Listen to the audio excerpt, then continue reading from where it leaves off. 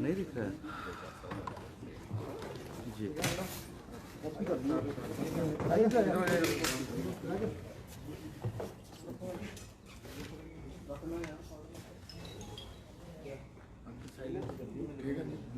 जी ठीक है सर, करते हैं शुरू। जी जी जी सर 2 मिनट 1 मिनट माइक आ जाए जल्दी देख लीजिए थोड़ा। वो बोल रहे हैं, वहाँ बोल रहे हैं। उधर से घूम ले रिजवान। रिजवान उधर से इधर से करना क्या? हाँ हाँ कांग्रेस लीडर। सर ऑडियो ठीक है? Check audio 1 2 3 4 5। देख लीजिए।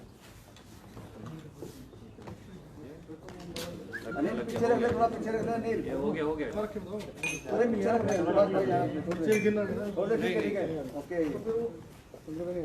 Okay sir, finally okay. नमस्कार साथियों, आज भारतीय राष्ट्रीय कांग्रेस की इस विशेष पत्रकार वार्ता में आप सबका स्वागत है। देश का किसान आंदोलनरत है। पिछले 1 हफ्ते से किसान करो या मरो की राह पर आंदोलन के रास्ते पर खड़ा है। किसान और मजदूर की आत्मा कराह रही है। देश की मिट्टी, खेत, खलिहान न्याय मांग रहे हैं। अन्नदाता अपना अधिकार मांग रहा है और मोदी सरकार उन्हें घाव देने में जुटी है।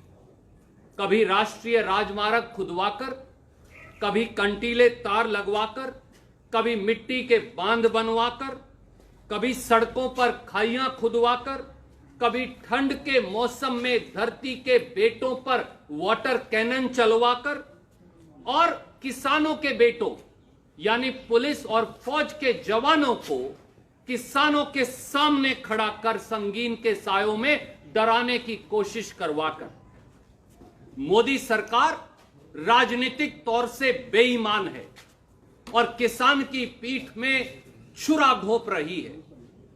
देश में भाजपा सरकार नहीं, लगता है कंपनी राज है और संघर्ष ही इसका इलाज है। राजनीतिक लॉलीपॉप और झुनझुने पकड़ाने की बजाय 3 काले कानून खत्म करने चाहिए। साथियों, सवाल यह है कि क्या यह महात्मा गांधी का भारत है?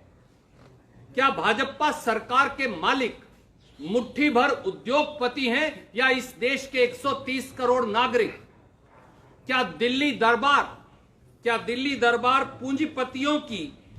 पूंजीपतियों की तिजोरी का गुलाम है या फिर देश के संविधान का?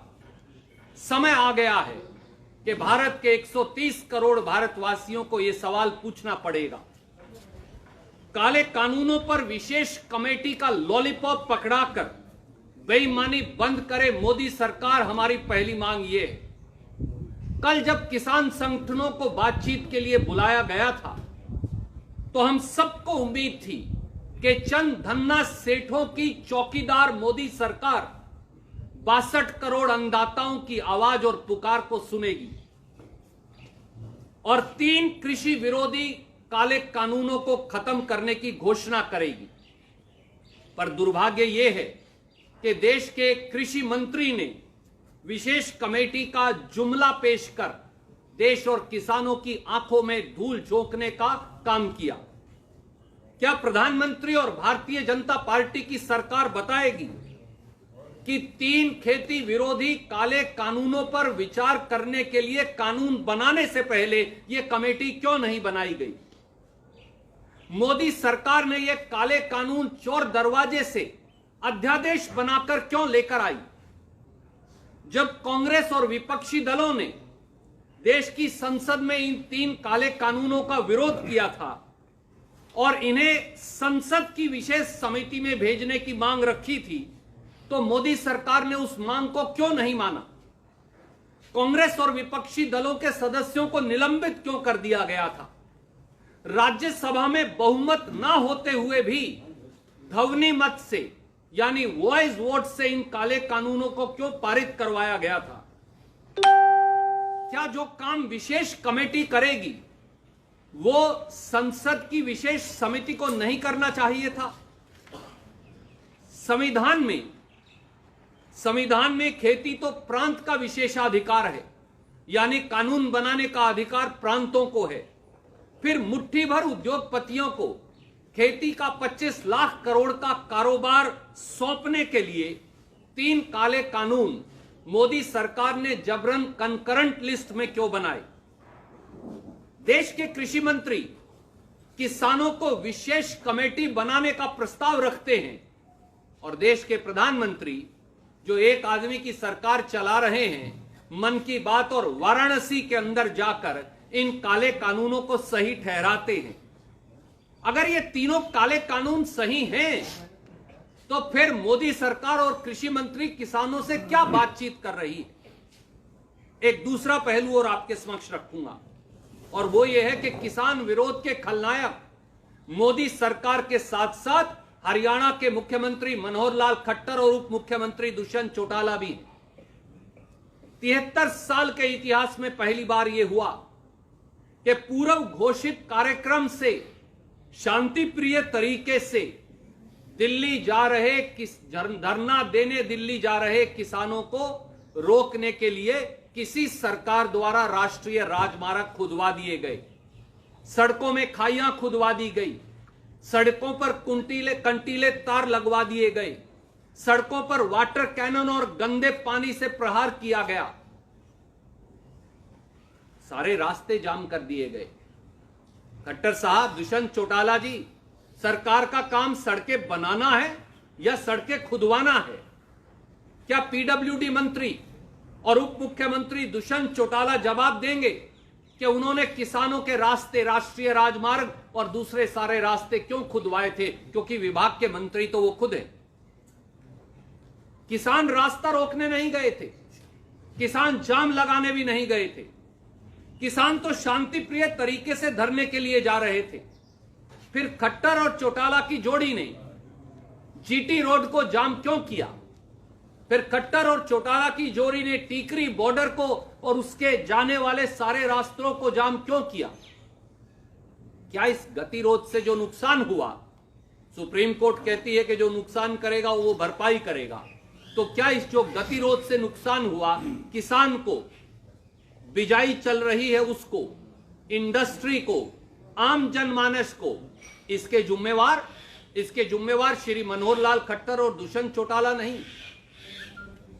मोदी जी तो इन काले कानूनों के बारे में कहते हैं कि अब किसान कहीं भी जाकर अपनी फसल बेच सकता है, और हरियाणा के मुख्यमंत्री श्री मनोहर लाल खट्टर ट्वीट और फेसबुक पर कहते हैं कि दूसरे प्रांतों का बाजरा अब हरियाणा में नहीं बिक सकता।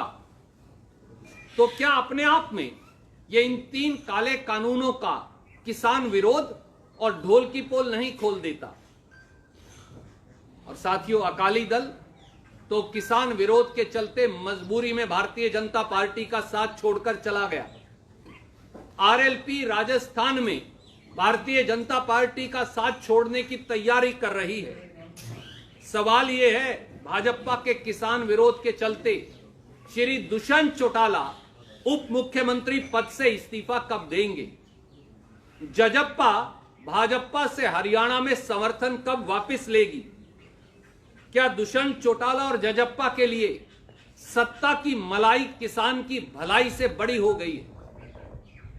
साथियों, मोदी सरकार को किसान से बेईमानी और विश्वासघात बंद कर खुले मन से बातचीत करनी चाहिए, और उसकी पहली शुरुआत होगी कि प्रधानमंत्री फौरी तौर से तीनों काले कानूनों को बगैर विलंब के सस्पेंड कर दें। यह हमारी पहली मांग है। दूसरा, कृषि मंत्री नहीं, उन्हें कोई अधिकार नहीं। प्रधानमंत्री, एक ही मंत्री और प्रधानमंत्री इस देश में हैं, तो किसानों से वार्तालाप खुद प्रधानमंत्री करें, यह हमारी दूसरी मांग है। और प्रधानमंत्री वार्तालाप सारे पूर्वाग्रह छोड़कर करें।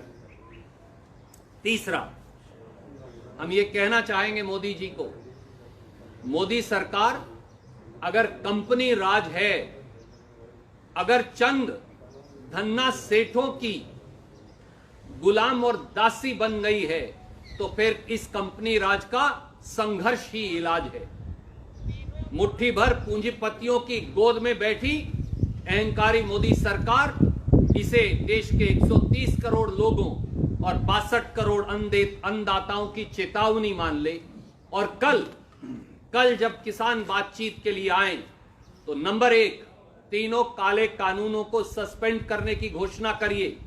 नंबर 2, 12,000 से अधिक किसानों पर दर्ज मुकदमे बगैर शर्त के वापस लीजिए। नंबर 3, किसान पर पराली जलाने के लिए फाइन, करोड़ों का फाइन लगाने वाला ऑर्डिनेंस और किसानों पर दर्ज सारे मुकदमे वापस लीजिए। और फिर पूर्वाग्रह छोड़ खुले मन से किसान से बात करिए। यह भारतीय राष्ट्रीय कांग्रेस की मांग है। आप कोई प्रश्न पूछना चाहें तो स्वागत है।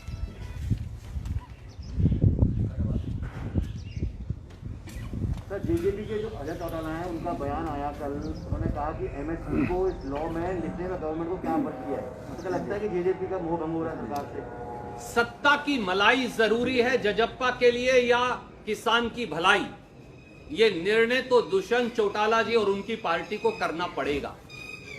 वो सत्ता से चिपके क्यों बैठे हैं, कुर्सी से चिपके क्यों बैठे हैं? चल रही है आज जब पूरे देश का किसान कराह रहा है, आज जब हरियाणा और पंजाब, मध्य प्रदेश और उत्तर प्रदेश, गुजरात से लेकर और उड़ीसा तक का किसान आंदोलनरत है, आज जब लाखों किसान अपने बीवी बच्चों के साथ दिल्ली के चारों तरफ बैठे हैं, तो सत्ता की मलाई खाने वाले दुष्यंत चौटाला को यह निर्णय करना पड़ेगा कि उनके लिए कुर्सी प्यारी है या किसान की भलाई। और अगर किसान की भलाई प्यारी है तो आज ही उप मुख्यमंत्री पद से इस्तीफा दीजिए और जजप्पा भारतीय जनता पार्टी की खट्टर सरकार से समर्थन वापस ले। यही असली सच्चाई है और यही असली इम्तिहान।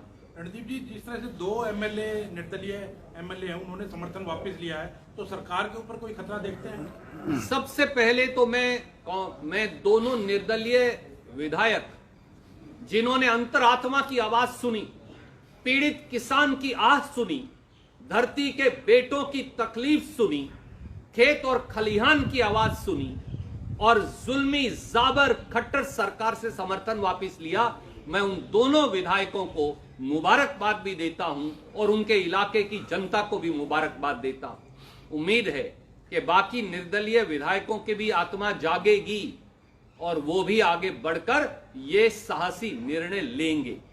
जहां तक सरकार का सवाल है, खट्टर सरकार के पास ना पहले बहुमत था ना आज बहुमत है।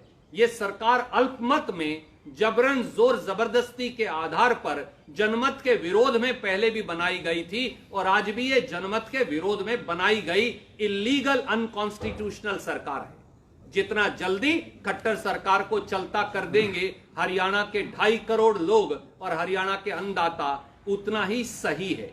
और हरियाणा के जो विधायक साथी हैं जो आज सरकार के पक्ष में खड़े हैं, चाहे वो भारतीय जनता पार्टी के अंदर भी हो, उनको भी अपनी अंतरात्मा के अंदर झांककर सोचना चाहिए, वरना उनका राजनीतिक अस्तित्व भी मिट जाएगा। सिटीवाल सर, एमएसपी की गारंटी देना कितना मुश्किल काम है, क्योंकि कांग्रेस अब तक ये कह रही है कि हम सत्ता में आए तो कानून को खारिज कर देंगे तीनों को, लेकिन एमएसपी की गारंटी को लेकर तो कहीं नहीं बोला जा रहा कि हम एमएसपी गारंटी देंगे। और अगर आप एमएसपी गारंटी देंगे तो क्या दिक्कतें हैं, और अगर दिया जा सकता है तो सरकार क्या कहाँ चोरी दिखा रही है? आदरणीय साथी, काश आप पंजाब का, राजस्थान का पारित किया हुआ कानून पढ़ लेते तो आप ये पाते कि इस कानून की जो सारी खामियां हैं उन्हें खारिज करने का किस प्रकार से हमने प्रावधान बनाया है। मैं आपको याद दिलाऊंगा, किसान को न्यूनतम समर्थन मूल्य प्रणाली कांग्रेस पार्टी ने शुरू की थी और उस न्यूनतम समर्थन मूल्य की गारंटी शुदा प्रणाली से किसान खुश है। आज तक किसान ने विरोध नहीं किया, क्योंकि किसान को मालूम है अनाज मंडी में जब फसल लेकर जाएगा तो जो दिल्ली की सरकार ने मूल्य निर्धारित किया है, फूड कॉर्पोरेशन ऑफ इंडिया हो, हैफेड हो हरियाणा में, पंजाब में पनफेड हो, फूड एंड सिविल सप्लाईज विभाग हो, वो सब किसान की न्यूनतम समर्थन मूल्य पर फसल खरीदेंगे। अगर कोई व्यापारी भी मंडी में आएगा तो वो भी किसान की फसल खरीदेगा। आड़ती को आड़ती को अपना कमीशन मिलेगा, मंडी मजदूर को, छानने वाले को, मुनीम को, कर्मचारी को अपनी तनख्वाह और पैसा मिलेगा मजदूरी का, और थोड़ा सा पैसा ग्रामीण विकास के अंदर रूरल डेवलपमेंट फंड के माध्यम से जाएगा। और यह पैसा किसान नहीं देता, यह पैसा खरीद एजेंसियां देती हैं, तो ग्रामीण विकास भी होता है और किसान को गारंटी शुदा कीमत भी मिलती है। मोदी जी अनाज मंडियां खत्म कर रहे हैं, उनका जो नया कानून है। जिस दिन अनाज मंडियां खत्म हो जाएंगी, आप बताइए, देश में कृषि सेंसस के मुताबिक 18-19 के 15 करोड़ किसान हैं। जब अनाज मंडी ही नहीं होंगी तो किसान को दिल्ली दरबार का न्यूनतम समर्थन मूल्य देगा कौन? क्या 15 करोड़ खेतों के अंदर जाकर फूड कॉर्पोरेशन ऑफ इंडिया न्यूनतम समर्थन मूल्य यानी एमएसपी दे सकती है? जवाब नहीं में। वो तो 42,000 देश की मंडियों से नहीं खरीदते, वो भी प्रांतीय सरकारें मदद कर खरीदती हैं। तो ऐसे में एमएसपी की प्रणाली खत्म हो जाएगी और 5 बड़े इस देश के जो धन्ना सेठ हैं वो 25 लाख करोड़ का खेती की उपज का कारोबार पर कब्जा कर लेंगे। उसका सीधा नुकसान 2 और वर्गों को होगा। ये किसानों की लड़ाई नहीं, जो राशन की दुकान पर चावल, गेहूं, दाल, चीनी इत्यादि दिए जाते हैं गरीबों को, अनुसूचित जाति और पिछड़े वर्गों को, अपने आप वो भी खत्म हो जाएगा। जब सरकार कुछ खरीदेगी नहीं तो उनको राशन की दुकान पर सस्ता अनाज देगा कौन? और तीसरा, जो आम उपभोक्ता है इस देश का, जो किसान नहीं है, जो नौकरी पेशा है, जो छोटा मोटा व्यवसाय करता है, उसको वो 5 कंपनियां अपने मनमाने तरीके से अपनी कीमत के ऊपर सामान बेचेंगी। जैसा असेंशियल कमोडिटीज एक्ट को खत्म कर प्रावधान कर दिया गया है। अब 100% अगर कीमत ना बढ़ जाए तो सरकार दखल अंदाजी नहीं करेगी। यानी 70 रुपए की दाल 140 रुपया किलो से ऊपर जाएगी तो ही सरकार दखल अंदाजी कर सकती है। यह सरकार जमाखोरों और काला बाजारों की भारतीय जनता पार्टी की सरकार है। यह सरकार धन्ना सेठों की खजाने और तिजोरी की चौकीदार सरकार है और यही किसान का विरोध है। तो इसका एक सवाल है, यूपी गवर्नमेंट तैयारी कर रही है जो इंसेंटिव फेक मैरिजेस के, तो आफ्टर 44 ईयर्स वो तैयारी कर रही है इस कानून को विड्रॉ करने के लिए। साथियों, उत्तर प्रदेश की सरकार वहां के गन्ना किसान का जो बकाया है, जो 9,000 करोड़ रुपया के करीब हो गया, वो क्यों नहीं देते आदित्यनाथ जी? आदित्यनाथ जी वहां के किसान को न्यूनतम समर्थन मूल्य क्यों नहीं देते? क्या आप जानते हैं कि यूपी में केवल 1% फसल सरकारी एजेंसियों द्वारा खरीदी जाती है। 99% उत्तर प्रदेश की फसल आज भी किसान प्राइवेट व्यापारी को बेचने को मजबूर है। और यही कारण है कि जब धान की फसल आएगी तो पूरे पश्चिम उत्तर प्रदेश का किसान हरियाणा आकर उसे बेचने की कोशिश करता है। गेहूं की भी यही लगभग परिस्थिति है, यही दूसरी फसलों की परिस्थिति है। बजाय आप लोगों को इस प्रकार के उल जलूल कानूनों से भटकाएं और नीतियों से, आप वहां के अन्नदाता की पुकार क्यों नहीं सुनते? ढोंगी आदित्यनाथ से हमारा यह सवाल है। रणदीप जी, एक क्वेश्चन है मेरा।